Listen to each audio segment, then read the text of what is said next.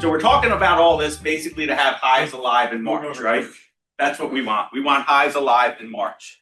But we know that 30% on average of our hives are going to die this winter, right? Unfortunately.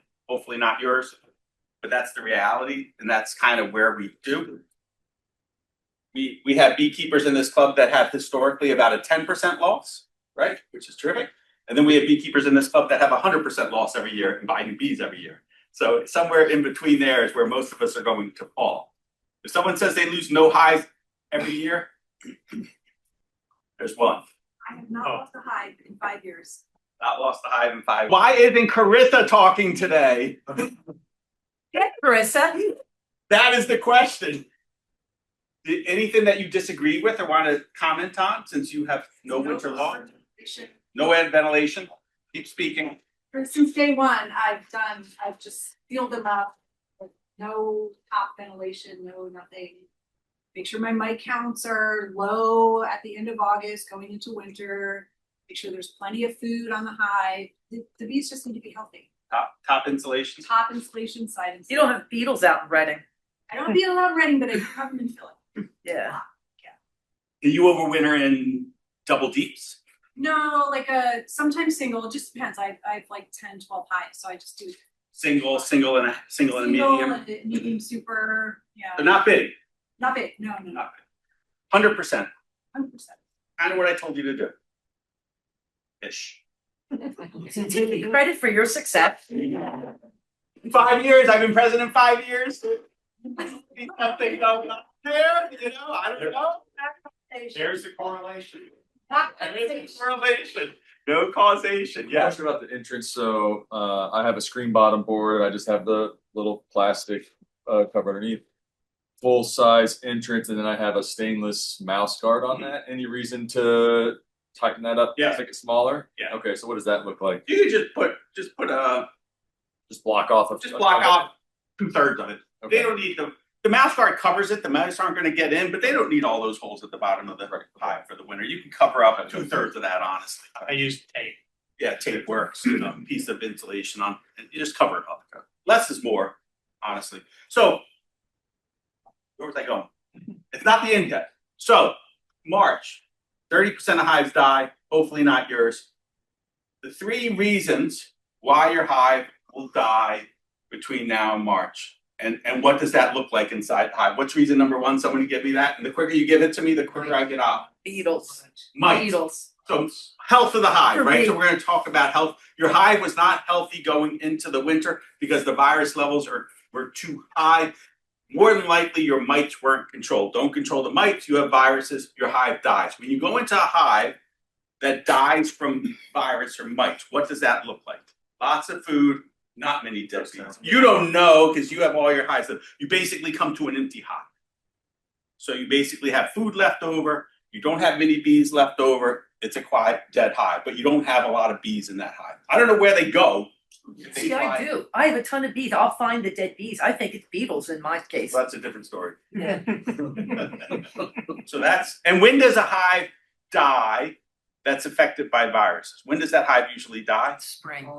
In the fall or December, early. As soon as it gets cold and cold for a stretch, those unhealthy bees just don't make it and they dwindle and they die. And usually by January 1st or the middle of January, that cluster is gone. The hive is empty, and you're like, my bees absconded. No, your bees died because there was virus in your hive, which more than likely was because of your failure to control the mites, or the bees' failure to control the mites, whichever way you want to see it, right? There was not mite control, viruses, hive dies. Okay, we have 2 more reasons. What's this? Food. Beetles. So they run. I'm not going to do beetles because I'm not sure what beetles are. So food. So your hive dies because there's not enough food in the hive because you're like me and you're lazy and you don't feed and your hive's too light going into winter and they starve. Now, what does a starved colony look like? Lots of bee butts sticking out of bees. Yeah, bees in the comb, a pile of bees on the bottom board, lots of bees, light hive, right? So you see all these bees. It's kind of sad because you see bees with their heads in the comb. You see no honey, a hive that's light, a big pile of bees on the bottom. That hive died because of starvation. And when does that usually happen? Right. Right. So it can happen anytime if your hives are really light, but it usually happens when they start to make brood, February, March, when the demand goes up because of brood and a higher temperature, they run out of food and they starve. That's when you want to be putting fondant on your hive, right? That's the role of fondant, to sort of carry them over. What's the third reason why your hive won't make it through the winter? Lack of winter bees. Population? Yeah, No pollen in the fall. I could see that. That wasn't what I was thinking, but we'll take it. Like your winter cluster was too small, right? You just didn't make bees in the winter for one reason or another, and you didn't size it. You didn't size your hive appropriately, and there wasn't enough bees to generate the heat, and they dwindle and they die, right? You can overwinter pretty small clusters and pretty small hives, but right, if you don't have enough bee mass, your bees aren't going to make it through the winter. For those of you who have that situation for whatever reason, my advice would be to downsize your hive to give it the best chance of making, because I'm shocked at how small clusters can make it through the winter in small hives. Any other thoughts? One more reason. Yes. Potentially, yes. That's a problem, right? If you have too much moisture and it drains down on them and they freeze basically because you have no insulation on the top. I'm going to give you the answer because I'm playing read my mind right now. Queen issue. Okay.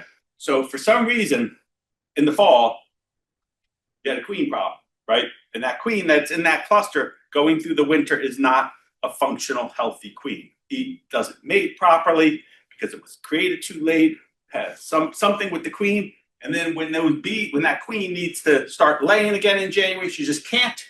And then your cluster basically just dwindles and dies in February or March because there's no new bees. That is a condition that happens that is really out of your control. I've had it happen to me because they decide to supersede, something happens to the queen. There are queens that die in the winter. If you run hundreds of hives for many years, I'm sure at some point your queen dies in the winter.